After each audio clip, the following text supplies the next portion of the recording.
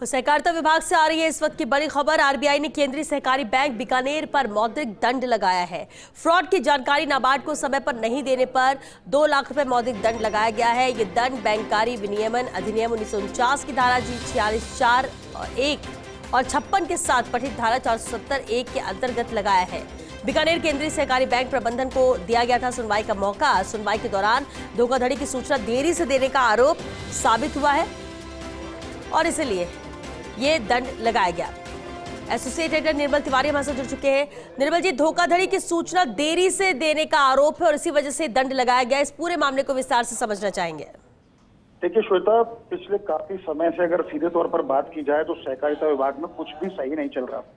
ये जो बीकानेर सीसीबी के ऊपर यानी बीकानेर केंद्रीय सहकारी बैंक के ऊपर 2 लाख रुपए का मौद्रिक दंड सिर्फ इस बात के लगाया गया है कि जो धोखाधड़ी की सूचना थी उसने नाबार्ड को देरी से दी थी।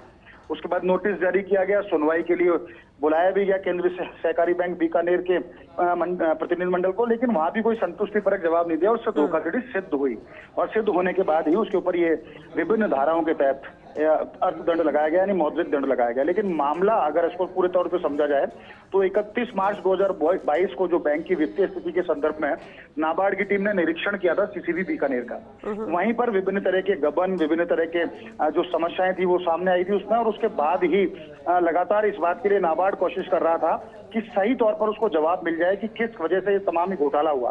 इसमें तत्कालीन जो ब्रांच मैनेजर थे रणवीर सिंह, उसके कार्यकाल में ये बड़ा घोटाला हुआ था। उसके बाद रणवीर सिंह रिटायर भी हो गए, लेकिन मामले को लगातार कोशिश की गई कि दबाया जाए। लेकिन नाबार्ड ने जब इसकी शिकायत आरबीआई में की और आरबीआई ने तमाम जो निरीक्षण करवाया उसके बाद जांच करवाई, उसमें जब पता पड़ा कि निश्चित तौर पर गबन हुआ है और इस गबन की सूचना भी जानबूझकर देरी से दी गई है, तो फिलहाल तो मौद्रिक दंड सीसीबी बीकानेर के ऊपर लगाया गया। लेकिन इससे पूरी एक जो प्रक्रिया है, पूरा एक वित्तीय ढांचा है केंद्रीय सहकारी बैंकों का, जो राजस्थान में 29 केंद्रीय सहकारी बैंक है, उसमें किस तरह से गड़बड़ घोटाले चल रहे हैं उसकी कलई इससे खुलती है।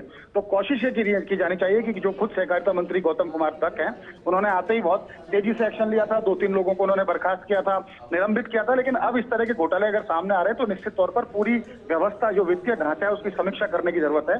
और इसमें जो शुचि त्यागी सहकारिता सचिव है वो और अर्चना सिंह जो रजिस्ट्रार है उनको भी महत्वपूर्ण भूमिका निभानी होगी। अन्यथा जो सीसीबी का जो पूरा वित्तीय ढांचा है वो एकदम चरमरा जाएगा और लगातार जो गबन घोटाले के जो घटनाएं जो सामने आ रही हैं सहकारिता बैंकों में वो भी बढ़ती चली जाएंगी। तो इसलिए बेहतर होगा कि जल्दी जल्दी इस पूरे मामले की जांच करा के दोषियों से रिकवरी भी की जाए और उनको दंडित भी किया जाए। चलिए, बहुत शुक्रिया निर्मल जी आपका इस पूरी जानकारी के लिए।